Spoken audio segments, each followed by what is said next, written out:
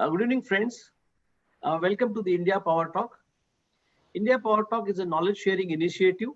We invite international thought leaders and domain experts to share their insights, experiences, and strategies related to economy, environment, and education. Today's topic is global trends in digital sales and marketing. The COVID-19 pandemic has driven a massive shift towards digital processes, and global sales and marketing are no exception. There can be no doubt that we will continue to gladly use many of the digital solutions that have become a necessity even after the crisis is over. But I think we'll all miss the various forms of interactions that are normally part of our day-to-day lives. We look forward to the day when we'll again be free to work side by side with our colleagues, socialize, and attend real-life musical concerts. In the case of sales and marketing, there is a big difference.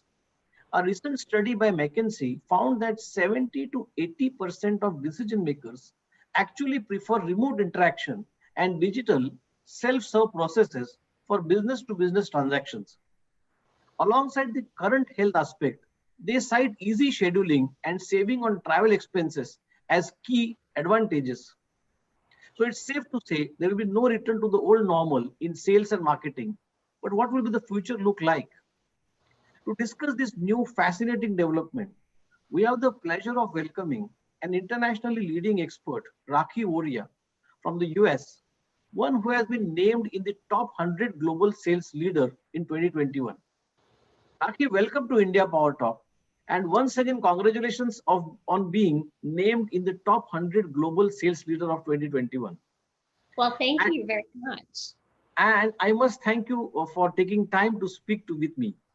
Please start, Rakhi, by telling us your work and expertise as the head of global digital sales at IBM. So a little bit about me. I joined IBM about 2 years ago from Microsoft, and I manage a global team that's responsible for the digital sales development function. So as you mentioned, there are a few hundred sellers in my organization. We're responsible for selling a large portion of the IBM portfolio. We're aligned by brands, so we sell IBM cloud technologies or AI or systems, services, really the majority of the portfolio. And what excites me the most about managing this function is we're typically the first line of communication that a client will have with IBM. So my team is catching the inbound responses that are coming through on the IBM.com web pages through live chat or events that people are going to, or we're doing some outbound prospecting for specific initiatives, account-based marketing, new logos, all of that stuff. And because of that, we're really kind of the custodian of the IBM experience. We get to shape whether or not a client chooses IBM now and in the future. And I think with that comes such a strong responsibility, I guess, to ensure that we are engaging with clients with the right touch at the right time, with the right insights in their digital journey. How would you place the digitization trends being driven by the current COVID-19 pandemic into the context of development that has been ongoing for an extended period already? Most companies and organizations over the past several years, they've been on a digitization journey, or at least thinking about it, because customer buying preferences have been shifting toward digital engagement over the past several years. From my own personal engagements with clients, I've noticed a few different things. I'd say first, they want an experience that's channel agnostic and consistent. So they want to be able to self-serve, and we want to be able to engage with them at the right time. The second thing I hear a lot of is they want more personalized, streamlined experiences that are designed to meet their specific business needs. And then third, the thing I hear a lot of is agility being kind of key to their expectations and services. They expect us these days to anticipate their needs even before they do. And they want us to come prepared with solutions tailored to them. So I think the current pandemic environment and this new digital era, it actually provides us with an opportunity to engage with prospects at scale. And that's something that might not have been possible for many companies previously. We're seeing a lot of investments in machine learning and AI, and that's helping us to understand where clients are at in their journey, which gives us that opportunity to personalize and tailor some of those things. Study by InsideSales.com, and they reported that 89% of field sales reps have been spending more time actually selling remotely over the past 4 years. Rakhi, the McKinsey study recently mentioned and looks at business to business sales and says that COVID-19 has changed the B2B sales forever. With over 70% of the decision makers now preferring remote interaction and digital self-serve processes. How do you see sales to consumer is in comparison to the B2B, and what trends are evolving in B2C sales in particular? I'm seeing the exact same trends in B2C that I'm seeing in B2B as a result of the global pandemic. I think many consumers have been shifting their behaviors and spending habits. So I was recently just reading, there was a study, a CMO survey from Deloitte, and they showed that online sales actually grew by 43% between February and May, so the beginning of the pandemic. One interesting trend that has emerged on the consumer side that I've seen is around brand loyalty. So there's been some interesting shifts in behavior on here. The same study that I had mentioned, they actually said that 70% of consumers tried a new shopping behavior during the pandemic because of changing priorities or store closures or economic pressures or availability of products. So 36% of people tried a new product brand, and after those purchases, 73% have said that they're going to continue purchasing from those new brands that they tried during the pandemic. So, would it be correct to say that the brand loyalty is getting seriously challenged because of digitization? Exactly. That's exactly what the studies are showing. Rakhi, digital marketing is of course closely related to digital sales. Could you dwell upon some top global trends in digital marketing worldwide? Yes, well, I think the lines between digital marketing and sales are really blurring. And I think there's more and more tighter alignment and partnership between sales and marketing than ever before. And having a feedback loop between the two is so critical because together they can really create a comprehensive buyer persona to better target the ideal customer, to increase acquisition, to create targeted ads. In fact, many organizations have actually merged their sales and marketing teams underneath the same organizational umbrella to drive greater connectivity and alignment between the important functions. They recently said 67% of the buyer's journey is done digitally. According to CSO Insights, 70% of buyers actually fully define their needs before they even engage with the sales team. 84% of CEOs and VPs, they use social media now to make purchasing decisions. So I can go on and on about the statistics, but I think we get the point. It's that customers are making more decisions now on their own than ever before. Do you really see then companies really reducing the actual physical sales force and investing more into digital networks or digital capabilities? Well, so it depends on the corporation, but in general, yes. I mean, I think it's not necessarily an either or, it's more of an enhancement. So it's an and. So I think, a lot of companies are shifting from having field sales in-person coverage to digital or inside sales, meaning they have sellers, but they're people who are typically working from home or from a specific environment. So I think we're seeing a lot more sales forces shifting, but then of course, yes, I think as companies are getting more and more sophisticated with their tools and technology, they're trying to make a seamless experience where clients can self-serve, maybe without having to work with a seller altogether. But I think as much as some of the trends of digitization have increased over the past year, there are still so many people who require connectivity and connection with a real person, even if it's just instant messaging with them versus talking on the phone. So I don't think that we are near the stage where you can sort of make a real sales force or a human sales force obsolete. Sure, maybe in some specific industries or sectors that might be possible, but for a place like IBM, for example, I think technology is very complicated. There's so much complexity, and people really would like to speak with a live human to understand all of the questions they have. Rakhi, what differences do you see between geographies, particularly, and specifically, I would appreciate your thoughts on digital sales and marketing adoption in India compared to the rest of the world, because we have a huge market here. Absolutely. For me, I've always tried to adopt the 80-20 rule. So 80% globally consistent, standardized roles, tools, playbooks, processes, compensation models, all of that. And then 20% variance for geographical differences. And the reality is, I mean, you can never adopt fully global processes because every geography is so different. The way business is conducted is so different. Marketing segmentation is so different.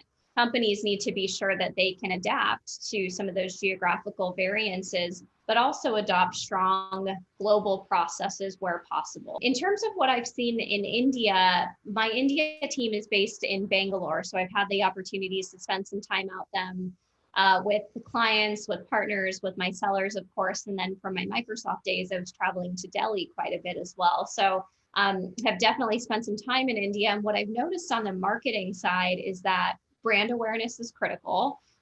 So, prominent brands tend to carry a lot more weight and respect. I've also noticed that large scale events with big name speakers tend to attract a lot of people.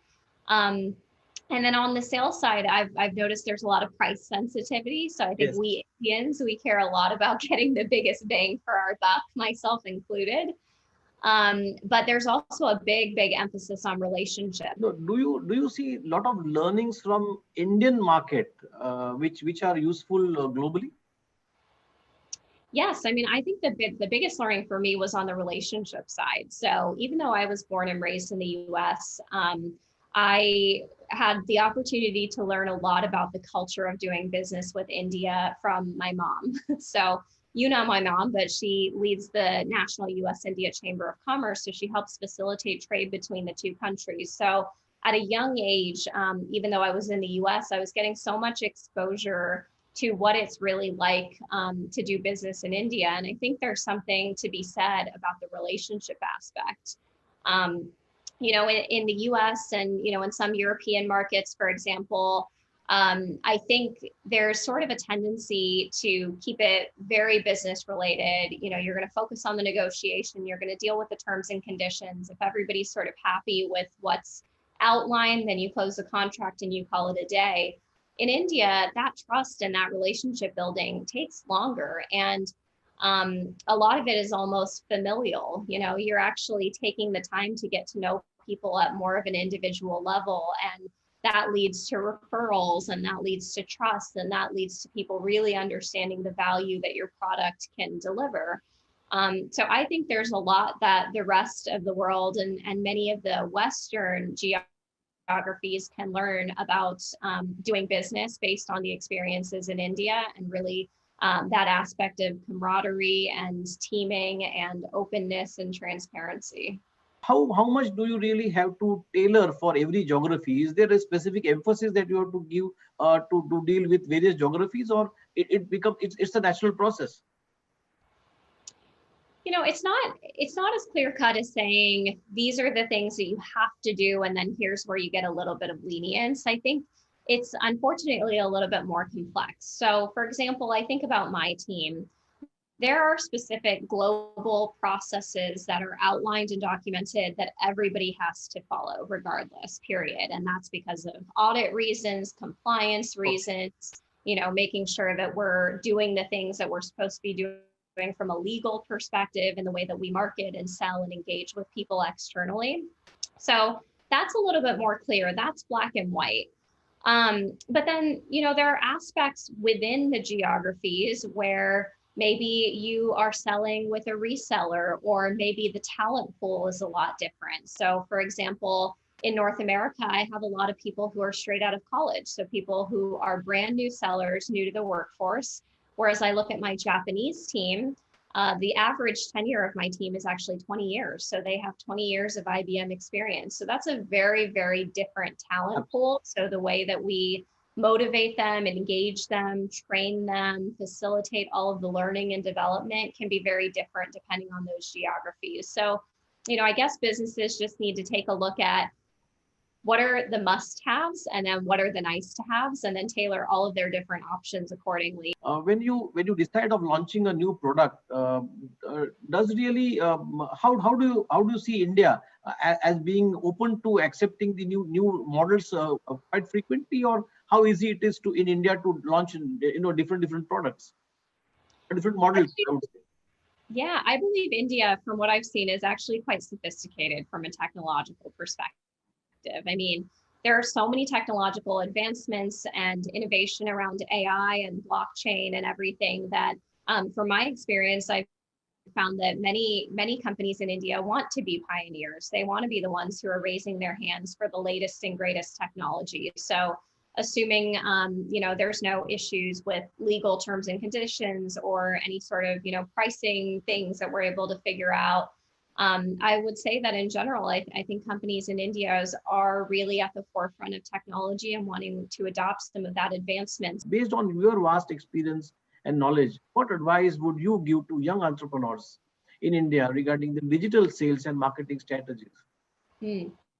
My biggest piece of advice is to surround yourself with great people. I think that's the best way to learn, to build your network, and don't limit yourself to specific sectors, to specific geographies, etc. You are in the top 100 global sales leadership for 2021. What next for Rakhi?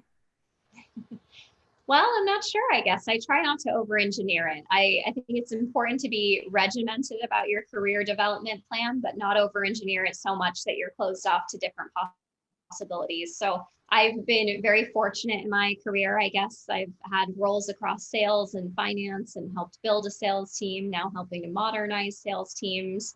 But I've tried a lot of different things, and really every single job opportunity or change I've ever had was thanks to the support of somebody who either opened a door for me or opened up my eyes and mind to the possibility of something I wouldn't have ever naturally considered, which is why I think it's so important to invest in your network, invest in your relationships. That's really the true currency of the world is your relationships. That's why they say your network is your net worth.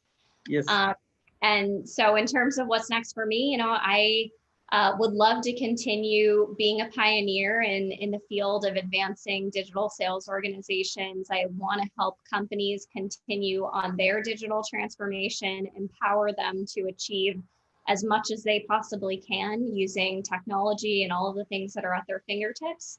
But I also want to continue being a champion for diversity in sales, specifically for getting more women in sales. Unfortunately, only 39% of people in sales are women. That number has only increased by about 3% over the past decade. The higher up you get, the worse it is. So only 1 in 5 vice presidents of sales are women. So I have been really focused on that over the past few years and trying to pave the way for more women and also people in other marginalized groups to enter this profession, because I've seen firsthand how worthwhile and viable it can be as a career path. Let me ask you a last comment, Rakhi, on all the women who are responsible for sales globally in various industries for 2021. What would be your comment for them? Oh, great question. I think I would tell them to leverage sales to do other things, honestly. So there's no traditional path in sales. I think a lot of people come into sales and they think, well, I have to start as an account executive, and then I'll be a sales manager, then I'll be a VP of sales, then I'll be a chief revenue officer.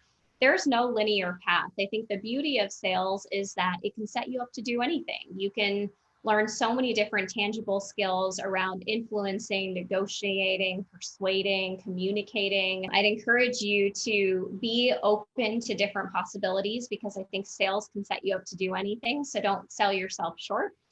And then the second piece of advice for women is just be yourself and believe in yourself. Rakhi, I must really thank you for your valuable time. I know, you are short of time, but thank you very much for your insights and rich experience which you openly shared with us.